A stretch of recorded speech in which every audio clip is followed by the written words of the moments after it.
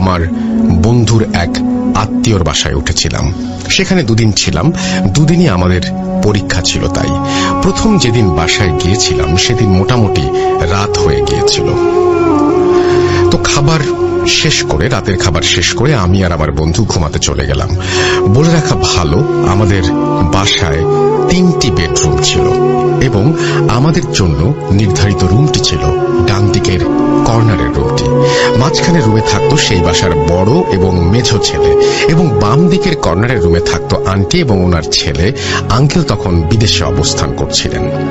আমরা যখন ঘুমানোর উদ্দেশ্যে বিছানায় গেলাম তখন রাত 11টা। যেহেতু পরের দিন 9টায় এক্সাম এবং সারাদিন জার্নি করে আমরা দুজনেই মোটামুটি ক্লান্ত, তাই বিছানায় শুয়েই আমি আর আমার বন্ধু ঘুমিয়ে পড়লাম।